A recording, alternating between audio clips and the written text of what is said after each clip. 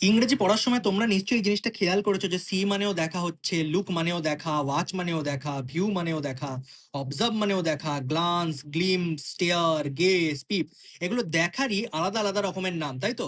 কিন্তু আমরা তো কি হয়, কনফিউজ হয়ে যাইতো যে কোন দেখাটা কোথায় ব্যবহার করবো। এতগুলো দেখা, সি মানেও দেখা হয়ে যাচ্ছে, লুক মানেও দেখা হয়ে যাচ্ছে, তাহলে কোনটা কোথায় ব্যবহার করা যায়? দেখো, সবকটার অর্থই যদি দেখা হয়, তাহলে কোন শব্দটা কোথায় ব্যবহার করতে হবে সেইটাও তো আমাদের জেনে নেওয়া দরকার। তো চলো আজকের এই ভিডিওটা থেকে আমরা জেনে নিই যে আসলে এই যে পার্টগুলো আমি এখানে মেনশন করলাম, এগুলোকে কোনটাকে কোথায় আমরা ইউজ করতে পারি। তো দেখো, সবার আগে দেখো আমি এখানে একটা লিস্ট বানিয়েছি, সেখানে পুরো ডিটেলসটা তোমাদের দিয়ে দিয়েছি, সেই ডিটেলস দেখেই তোমরা কিন্তু বুঝে যেতে পারবে। দেখো, সি কি বলছে, বলছে যে চোখে যদি আলো পড়ে, ঠিক আছে, বা চোখে স্বাভাবিকভাবে আমরা যে জিনিসটা দেখতে পাচ্ছি, যেটাই আমরা চোখে স্বাভাবিকভাবে দেখতে পাচ্ছি, সেই জিনিসটাকেই আমরা কি করতে পারবো, আমরা সি দিয়ে বোঝাতে পারবো। যেমন I saw a snake in the garden, I saw a snake in the garden. এবার ভালো করে দেখো যে ন্যাচারাল এবিলিটি, তোমার সিটা কি, সিটা হচ্ছে তোমার ন্যাচারাল এবিলিটি। মাথায় রাখবে যে এটা তোমার ন্যাচারাল এবিলিটি বোঝাচ্ছে, ঠিক আছে। এটা কিন্তু কোনো এমন নয় যে আর্টিফিশিয়াল, এটা তুমি দেখতে পাচ্ছ, যা চোখ খুলে তুমি দেখতে পাচ্ছ সেটাই সি। লুক কি, লুকের ক্ষেত্রে আমরা জানি যে বেশিরভাগ প্রিপোজিশন অ্যাট ব্যবহার করা হয়, তাই তো? আমরা জানি যে লুকের ক্ষেত্রে বেশিরভাগই প্রিপোজিশন অ্যাট ব্যবহার করা হয়, যে কোনো কিছুর দিকে তাকানো, তাকানো বোঝানোর জন্য আমরা লুক ব্যবহার করি, তাই তো? কোনো কিছুর দিকে তাকানো, এটা যদি বোঝাতে হয় আমাকে, তাহলে আমরা লুক ব্যবহার করবো। যে লুক অ্যাট মানে হচ্ছে তাকানো, তাহলে নিজের ইচ্ছায় নির্দিষ্ট কোনো দিকে যদি তাকিয়ে থাকো, তাহলে লুক অ্যাট হবে। যেমন লুক অ্যাট দ্য ব্ল্যাকবোর্ড, ব্ল্যাকবোর্ডের দিকে তাকাও। এটা কি, এটা একটা ডাইরেকশনাল, কোনো দিক বোঝাচ্ছে যে কোন দিকে তোমায় তাকাতে হবে, একটা নির্দিষ্ট দিকে একটা টার্গেট ফিক্স করে দেওয়া হচ্ছে। এবার ওয়াচের ক্ষেত্রে আমরা কি জানি, যে কোনো চলমান জিনিস, ধরো তুমি টিভি দেখছো, টিভির ভেতরে একটা খেলা চলছে, তো সেই খেলার ভেতরে তো সব চলমান আছে, কোনো চলমান জিনিস দেখছো, তাহলে তুমি ওয়াচ বলবে। যেমন উই ওয়াচটা ক্রিকেট, ধরো তুমি গ্রাউন্ডে বসে আছো, কিন্তু গ্রাউন্ডের ভেতরে ম্যাচটা কিন্তু যখন চলছে, তখন কিন্তু সবাই নড়াচড়া করছে, যতগুলো ওখানে প্লেয়ার রয়েছে তারা কিন্তু সবাই নড়াচড়া করছে, তাহলে তুমি বলবে we watched a cricket match. এখানে কি হচ্ছে, এটা ডাইনামিক বা কন্টিনিউয়াস হচ্ছে, গতিশীল থাকছে, সেই জন্যই কিন্তু এই কথাটা ব্যবহার করা হচ্ছে। নেক্সট দেখো ভিউ, তোমরা অনেক সময় তো ভিউ দেখেছো যে ভিউ বাড়ছে, ভিউ বাড়ছে। ভিউ দুভাবে ব্যবহার করা যায়, ঠিক আছে। একটা হচ্ছে যে ভিউকে তুমি ব্যবহার করতে পারো হচ্ছে নাউন রূপে, ঠিক আছে, আর একটা হচ্ছে ভার্ব রূপে। যেমন তুমি বলতে পারো point of view, point of view হয়ে গেল তোমার নাউন, ঠিক আছে। আর ভিউ কি, ভিউ দেখো বলছে আনুষ্ঠানিকভাবে বা কোনো বিশেষ উদ্দেশ্যে যদি মনোযোগ সহকারে দেখো, তাহলে তুমি ভিউ কথাটা ব্যবহার করবে। যেমন the police viewed the CCTV footage, ঠিক আছে, এই যে সিসিটিভি ফুটেজটাকে দেখা হচ্ছে, ঠিক আছে। এটার ক্ষেত্রে কি হবে, এটা কোনো খুবই ফর্মাল এবং অবজেক্টিভ ওয়েতে ইউজ করা হয়। ক্লিয়ার করতে পারলাম। এবার অবজার্ভের ক্ষেত্রে দেখো, অবজার্ভ কি, যখন বৈজ্ঞানিকরা যখন কোনো কিছু খুব খুঁটিয়ে দেখছে, একদম গভীর মনোযোগ সহকারে দেখছে, তখন হবে অবজার্ভ। যেমন the scientist observe the experiment, তুমি এখানে স্ক্রুটনি কথাটাও ব্যবহার করতে পারো, ঠিক আছে। যখন মনে করো কেউ খুব খুঁটিয়ে দেখছে, সেটার জন্য স্ক্রুটনি কথাটাও ব্যবহার হয়।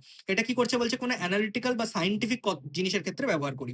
এবার চলে এসো গ্লান্স, গ্লান্স কি বলছে, দেখো দ্রুত এক পলকের মধ্যে তো যদি কিছু তুমি দেখতে পাও, এক ঝটকায় কিছু একটা দেখতে পেলে, তাহলে সেটা হয়ে যাবে গ্লান্স। যেমন হি গ্লান্সড অ্যাট হিজ ওয়াচ, সে এক ঝটকায় তার ঘড়িটার দিকে তাকালো, তাহলে এটা হচ্ছে টাইম বেস বা ইন্টেনশনাল। এটারই দেখো চেঞ্জ করে হয়ে যাচ্ছে গ্লিমস।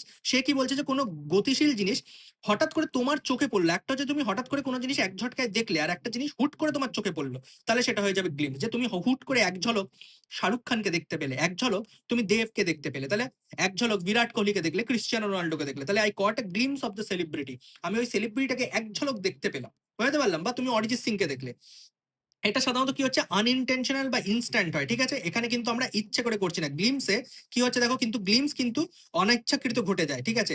ভালো করে মাথায় রাখো, দেখো গ্লিমসের ক্ষেত্রে কি হচ্ছে, যে গ্লিমস হঠাৎ অনিচ্ছাকৃত ঘটে যাচ্ছে, আর গ্লান্সের ক্ষেত্রে কি হচ্ছে, যে তুমি মনোযোগ ইচ্ছা করে অ্যাডজাস্ট করে তুমি কোনো কিছু দেখছো। ক্লিয়ার করতে পারলাম।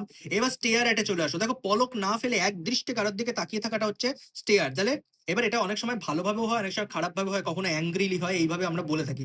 তাহলে ডোন্ট স্টেয়ার এট স্ট্রেঞ্জার, তাই জন্য বলছে যে অনেক সময় এটাকে অভদ্রতাও বোঝায়। ধরো তুমি কারো দিকে হাঁ করে তাকিয়ে আছো, তো সেটা অভদ্রতার মতো বোঝাতে পারে, সেই জন্য বলে যে এটা একটা ইমোশনাল বেস, মানে এখানে রাগ, অবাক হওয়া, ভয় হওয়া, সব রকমের জিনিসই স্টেয়ার দিয়ে বোঝানো যায়।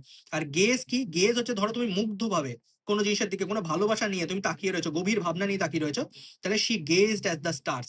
এখানে তো সে অভদ্রভাবে তারাদের দিকে তাকিয়ে নেই, সে মনোযোগ দিয়ে খুবই আনন্দে সহকারে হয়তো ভালোবাসে তারা দেখতে, তাই সে তাকিয়ে রয়েছে।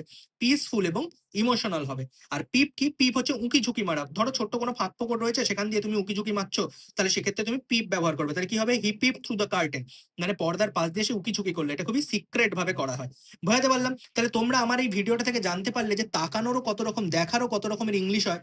C, look, watch, view, observe, glance, glimpse, stare, gaze, পিপ।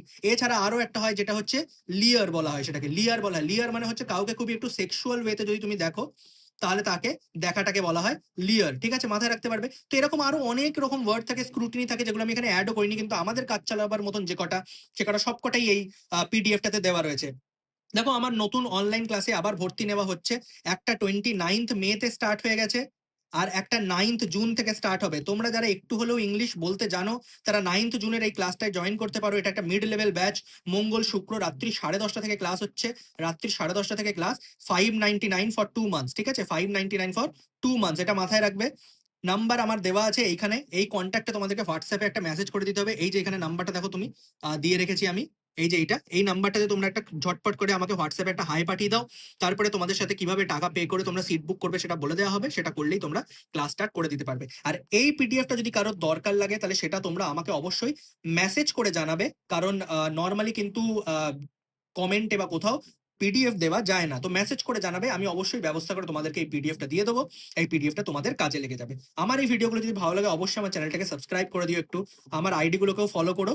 ভিডিওটাকে একটু লাইক করো আর বন্ধুদের সাথে পারলে একটু শেয়ার করে দিও, ঠিক আছে? দেখা হবে পরের একটি ভিডিওতে।